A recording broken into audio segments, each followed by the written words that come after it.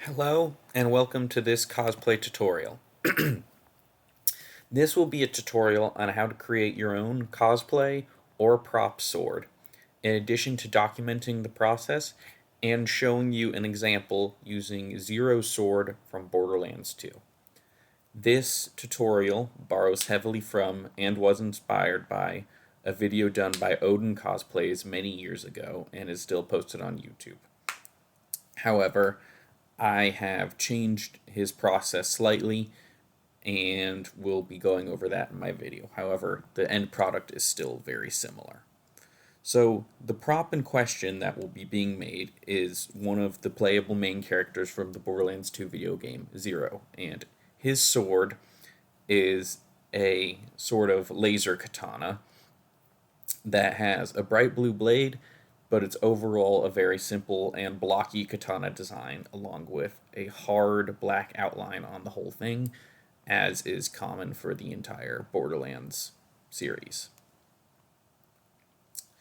The sword that I used for a reference image is this prop sword that is available for sale on Amazon.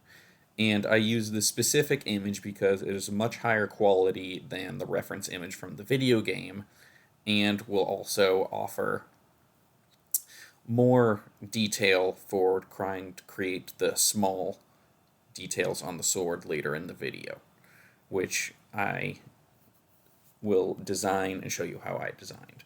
So the first step in building one of these swords is you need to get a graphite golf club. These can be found at thrift stores for very cheap. I got mine for $4 at Salvation Army. Now to start, you are going to cut the grip off. Most of these have a cheap rubber grip that can be just sliced off with a razor blade. Don't worry about scratching the graphite underneath. It's going to get covered up anyways. Now some of these are glued on, so it might be a little hard. If you are having difficulty, try adding a little bit of heat, and that should help you peel it off like a sock, which you can see here. I was struggling a little bit with the glue, but I was able to cut it off and it came off just fine. Now, once you cut off the handle, you're going to have to cut off the head as well. I am using this very small hobby saw. I would recommend, if you can, some sort of power saw or a much larger hand saw, such as a hacksaw, as this took a very long time and probably wasn't the best for the saw. However, I worked with what I had. Once the head is off, you will be left with a graphite tube that is slightly tapered and with some sharp corners on each end. So I would recommend sanding each end and getting a lot of different varieties of sandpaper, as there will be a lot of sanding happening in this project. Starting with prepping both ends of the tube just to get off any burrs and also make it a little more safe to handle so I don't cut my hands. Following that, I am going to get a piece of EVA foam floor matting, and I'm going to divide it up into a bunch of small squares. Now in Odin's tutorial, he used large rectangles. I didn't have enough, so I used small squares. And I laid out those small squares so I would end up with a sword that is a little bit over 100 centimeters. And I cut out those squares using a utility knife and a metal straight edge.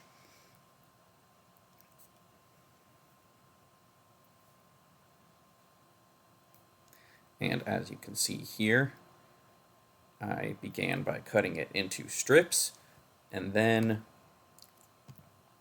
cutting it into squares following that. In total, I had some extra squares. However, this was actually rather useful as it gave me spare material to work with. So once you're done cutting up your EVA floor mat, it should look a little something like this pile of squares that I have right here. And what you're going to do with those is those are going to sandwich your graphite tube and become your sword blank.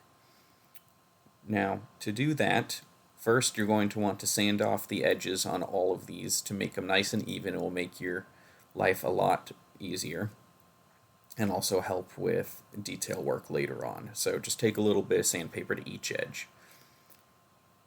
Taking a break from the sword blank, we are designing the gussets that go on the side of the sword that I was referencing earlier with the high quality image. Now, to draw those, I was just looking back and forth at the image, considering how long I was going to make my sword for how big I was going to make the actual pieces. As you can see, I drew them out here and numbered them, as it is going to be multiple layers and multiple pieces. So, using my reference and the measurements I made, that's a one-to-one drawing I made, which I would recommend for this process. I began to cut out the pieces to stick onto the sword by using a ruler to ensure that everything stayed accurate. Going back to our sword blank, I used a Dremel to create the channel for our graphite tube that will be acting as a core support for our sword. Now, to do that, I drew a line down the middle with the Sharpie and just followed it with the Dremel, trying to be careful to stay very straight and also not go through to the other side. Now, laying the tube in, you can see how our pieces are going to sandwich the tube and will eventually create our sword blank. So, to put the sword blank together, I used a combination of E6000 glue and also hot glue. Now, the E600, you can just inject in there. I started by painting it on, however there were gaps, so I used a needle tip to inject in more to keep everything close together, and I finished it any areas that were stubborn with hot glue, as it fills the areas better. And here is the beginning of our sword blank. So as you can see, I clamped it together overnight and let it dry, and now we have one large long sword piece that will slowly become a sword. Now, the first step, I'm going to use the Dremel to rough out the spine and the blade of the sword, as it's much better than just sanding it. If you don't have access to power tools like me, you will be doing a lot of sanding in this process, so it is recommended you get a lot of sandpaper. However, the only power tool I had is the Dremel tool, so that's why I'm only using it for smaller details such as the ridge of the sword. Now that I've started to clean up the sword a bit, I'm going to lay out where I want my bevel to be, as this sword has a very large and thick bevel.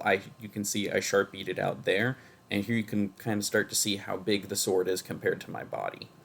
Now, once I have that bevel drawn out with a Sharpie, I'm going to begin to start cutting it out using a foam knife. Now, this is also where I would recommend using power tools if you can. If you had something like a belt sander or a bandsaw, this process would have been a lot easier. However, if you only have a knife will work. And I just went along and started cutting off the bevel and layers on both sides to start getting the profile of the sword where I wanted it to, and also cleaning up any high spots from the unevenness of the EVA foam. Following that, I did even more cleanup work with the sanding block. I made myself a sanding block by gluing sandpaper onto a few different sides of an insulation foam cube, and then you just have to sand as much as you can until everything is nice and level and smooth and uniform, as clean or as clean and uniform as you can get it. There was so much sanding done for this project, and it was all worth it because the end product is really cool. So as you can see, I have a lot of sanding to do on this bevel, but once that sanding is all done with, we get a very cool, nice bevel. Now, back to our small details. These are the gussets that go on the side of the blade near the handle and the crossguard. As you can see, I've cut out all of our pieces, laid them on top of each other, and I am gluing them together currently to put onto the side of the sword. You can see our sword with the bevel cut out, and I've added that top weight. And I am also going to be adding these foam strips onto the spine to give it more strength and also to help cover up that center line from when we originally glued the blade together. Now, once we get into this phase, we are going to be doing a lot of sanding and building the crossguard, as well as building the handle. In this section, we are going to be making our handle. Now, to make our handle, I used insulation foam. the pink kind that goes in your walls, and I burned a hole through it using a foam cutter, and then I roughed out the shape using various grits of sandpaper. Now, the sandpaper I was using is high grit, and then I would finish with low grit.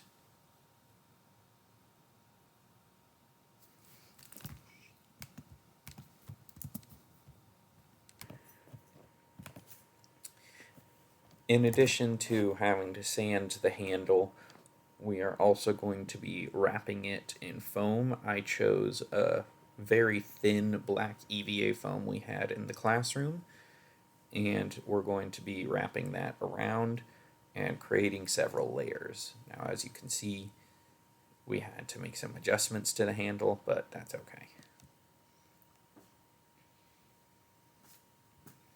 Foam pieces attached.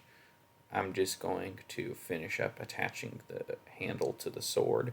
Now, for actually attaching the handle to the sword, what I did was I started off by attaching all of the outer foam pieces to the inner pink core first, and then I filled up the hole with a little bit of hot glue. Now, hot glue does cause the pink insulation foam to shrink and warp, so I didn't do a lot. And then I did a lot more hot glue on the actual graphite pole itself, and I slid it inside after the glue had cooled a little bit to prevent warping and shrinking of the insulation foam and get the best possible hold. And then, as you can see here, I continued to glue it to the actual blade and also add stabilizing pieces to help cover up the seam.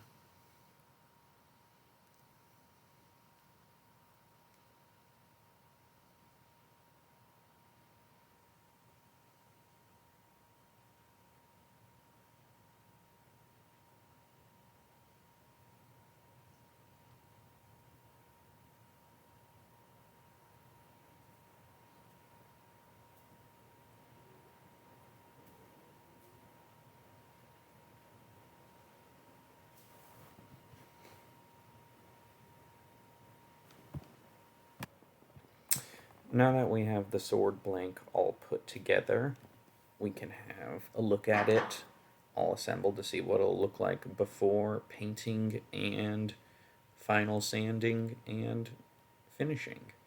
As you can see, it's a little chunkier than the video game, but that's okay. I was able to get in a lot of the detail on the sword, and here we are masking it off to paint it. I painted it a base layer of black, then gray on top. You can see I have the bevel taped off. I'm going to be spray painting that part electric blue. I am using my guitar stand to hold it up, and the type of spray paint I am using is this artist grade that I got at Michael's for actually a pretty cheap price.